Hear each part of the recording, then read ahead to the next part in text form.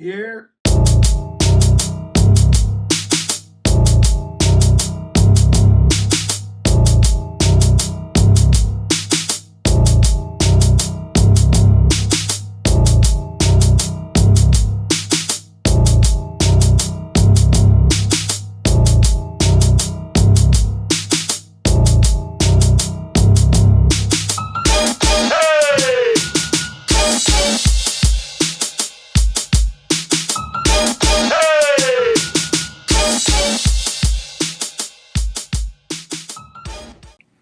What's good, Shadow Gang? Welcome back to another video.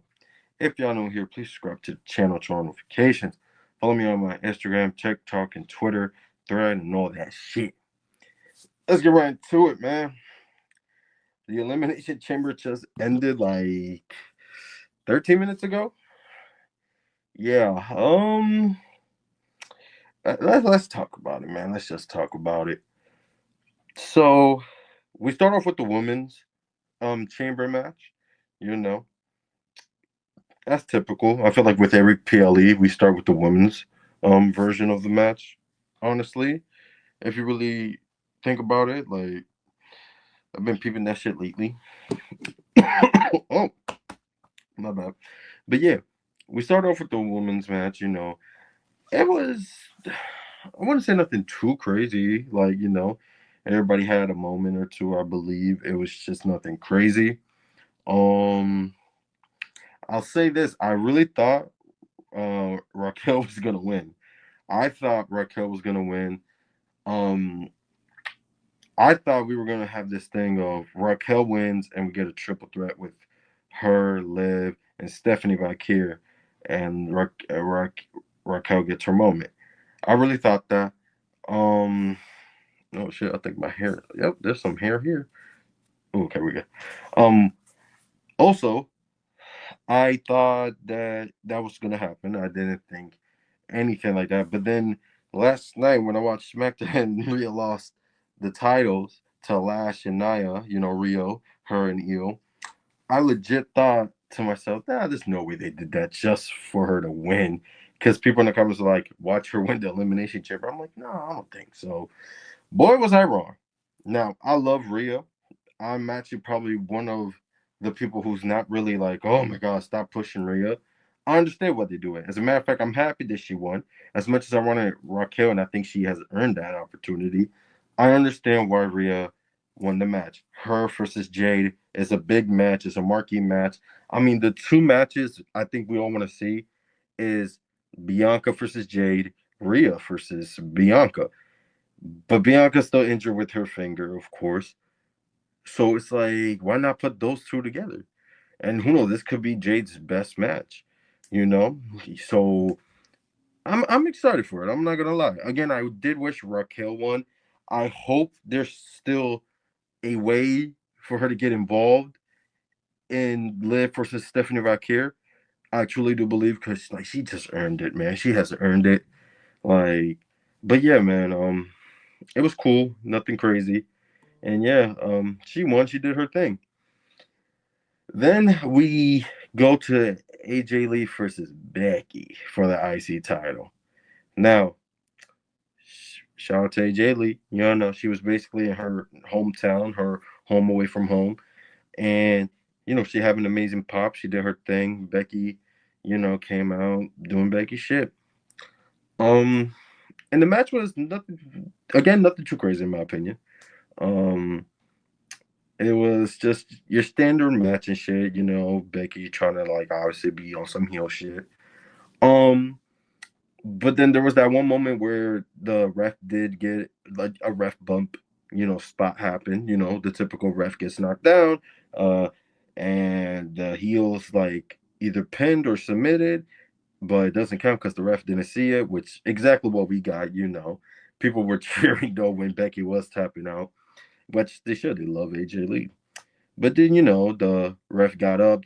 She peeped that Becky was trying to use the exposed turnbuckle, and she made sure that didn't happen. Even though AJ used it and she didn't do anything, but that's wrestling, man. That shit always happens. I never understand that fucking logic. But hey, man.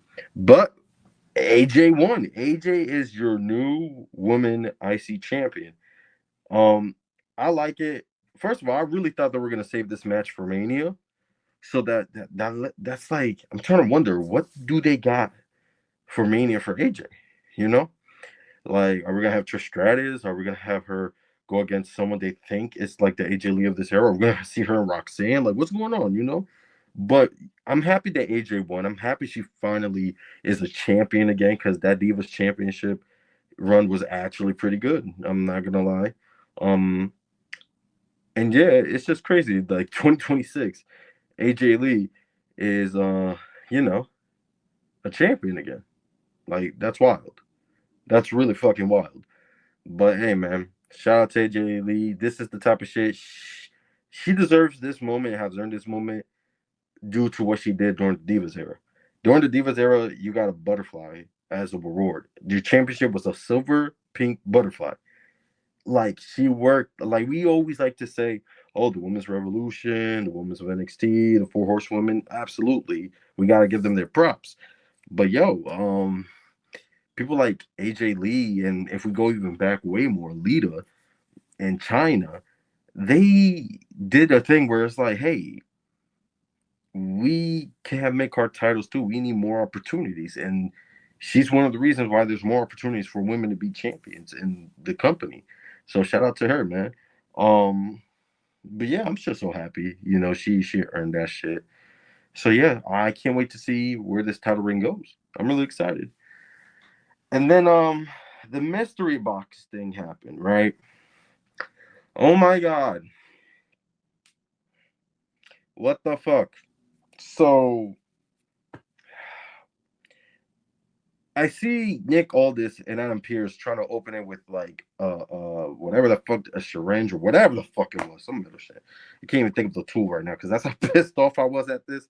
I'm thinking, what if Y2J just pops out there, right? And then I'm thinking they throw the thing away, just kind of first of all, a coffin is there.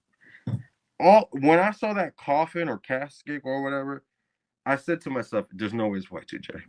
It's not Chris Jericho."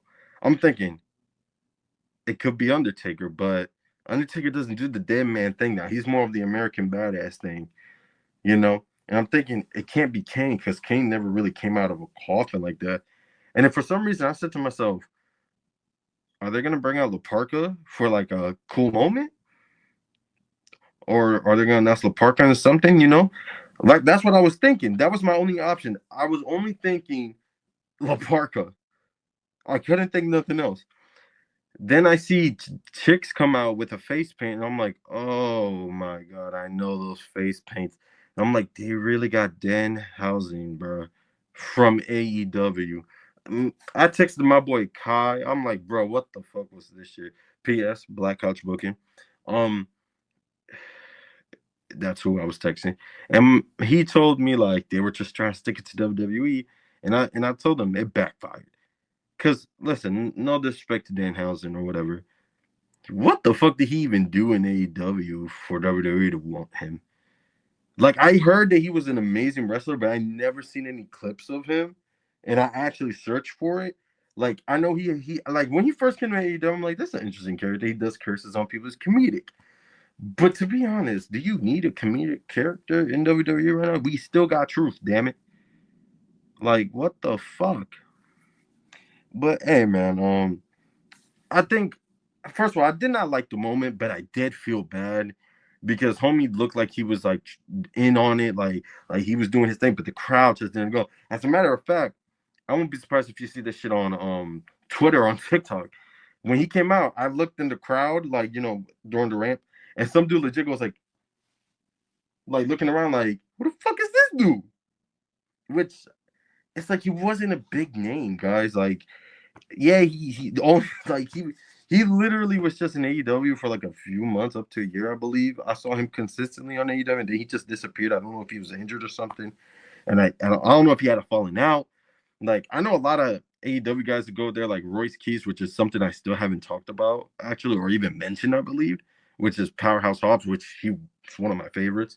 But it's crazy how a lot of AEW talent are going there now, and I get it. When you're young, your dream is to go to the WWE. But it's like, what is Dan Housing gonna do in WWE? Honestly, what's he gonna do? Like, I don't even see him being a mid Carter, like, or even in a tag division. I just don't see it. But yeah, man, the crowd booed the fuck out of him when it was over, and I'm like, oh Jesus Christ. So that was that. Then we had the world title match with Finn Balor and Punk. Pretty decent match in my opinion.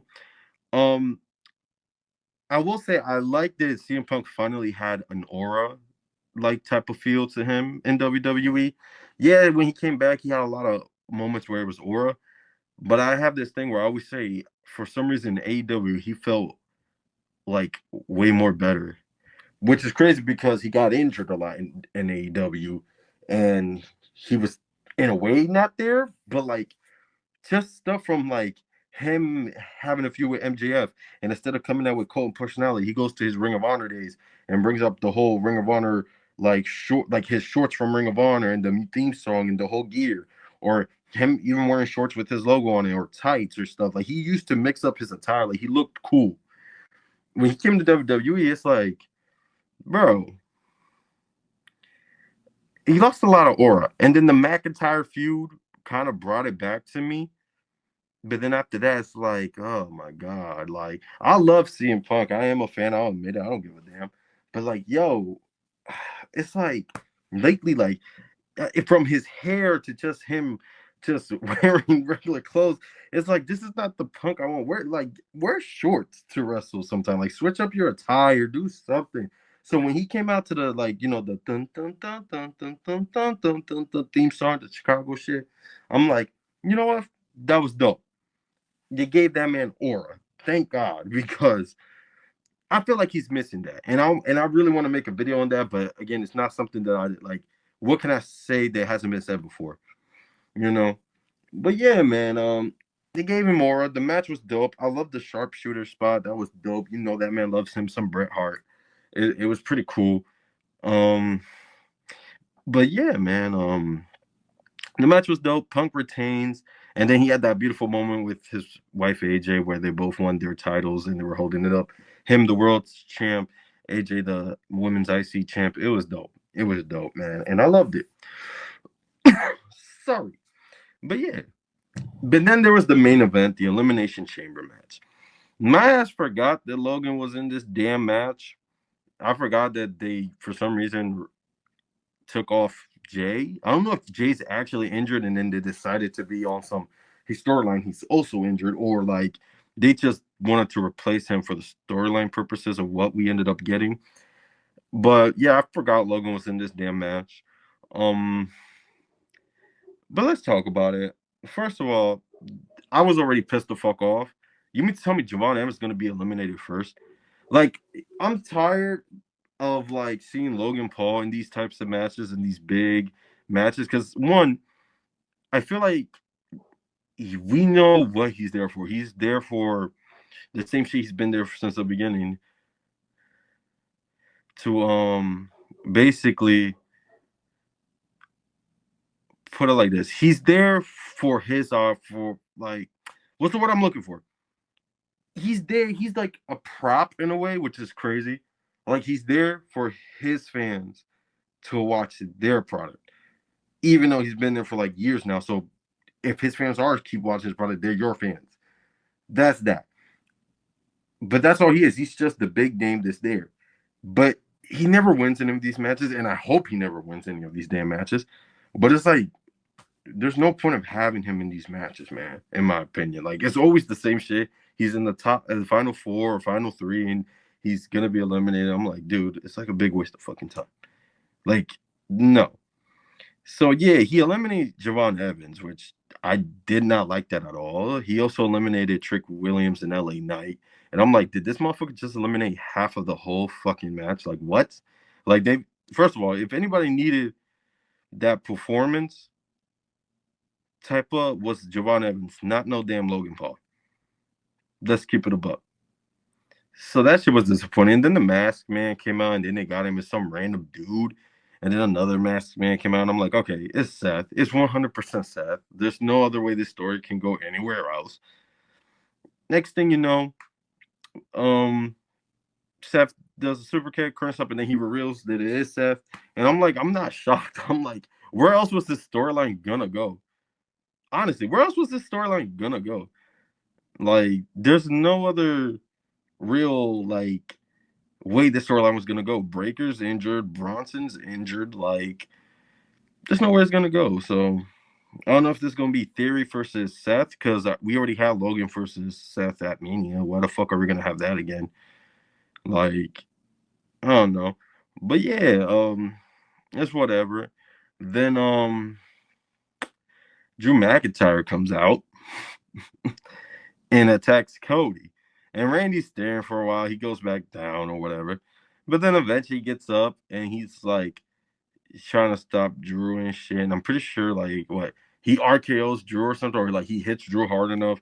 And then Cody grabs him. No, yeah, he RKO's Drew. Then Cody grabs him, tries to do crossroad. Randy's like, yeah, get him, boy, get him, my boy. The minute Cody hits crossroads on him and gets up, Randy quickly gets an RKO on him. 1, 2, 3. Randy's going to Mania. Holy fucking shit. Now, I'm happy Randy won. Again, I wanted LA Knight to win. I'm going to keep it a buck. But I said to myself, I need a second option because when LA Knight's in a match, I want him to win. I said to myself, I got to keep a second option in mind. That's why when he was in his first Money in the Bank, I'm like, if he doesn't win, I'm okay with Damian Priest winning. That's what happened with Damian. And then, of course, the years after that, I really didn't have a second person in mind to win. I just wanted him. But he didn't. So I had that mentality. So I'm like, if LA Knight don't win, I want Randy. Ain't no reason for Cody to win. Trick, they're not gonna do that yet. Neither with Javon. And I'm like, bruh, it's got to be Randy. And then Randy did that shit. 1, 2, 3. Randy's going to Mania against Drew, and I'm excited for it. Now, here's the issue though. For some reason, I feel like it's not gonna be Drew versus Randy, which I'm a little upset because their feud and during the pandemic was dope. And I wish we had a live crowd. I know they feuded again, but it wasn't at the same caliber. Like when they feuded in the pandemic, it was for the WWE Championship. Now they're feuding for the WWE Championship again. Now they're going to Mania. But here's the thing: I don't feel like we're gonna get that. I feel like Cody is gonna somehow win an opportunity to go to Mania and make it into a triple threat. That's what I truly believe. I'm calling it now. I hope not, but for some reason, something tells me Cody is most likely gonna add himself to that match somehow, some way, and it's gonna be a triple threat match. Let me know what y'all think. That's what I think. That's my early prediction right now. But hey, shit can change, right? But yeah, Elimination Chamber was it wasn't bad. And I would say it wasn't good. Again, it had moments where I'm like, the Denhausen shit just did not work. Like Logan being dominant in the chamber also is like every year he's in these matches and it's like we know he's not gonna win. Why is he there? Like, and again, he doesn't need this damn performance. But yeah, Rhea and Jade, that's a marquee match, you know, two powerhouse going at it. Hell yeah. And Randy's finally getting treated like the star he should have been treated. I just hope Triple H doesn't fuck him over, honestly. But yeah, man, it was alright. The PLE was alright. But yeah, let me know what y'all thinks, man, down in the comments. Check out my previous videos and all that. And let me know, do y'all think that Randy's gonna win at Mania? Give me your early predictions, man. Do you think Rhea and Jade are gonna have the match of the night? Like, do you think Raquel is still gonna add herself into the Liv and Stephanie Raquel thing? Like, let me know, y'all. But yeah, it's been your boy Ricky the Shadow. Gonna go do other shit. Like, comment, subscribe, turn notifications, and I'll catch y'all on the next one, man. Peace.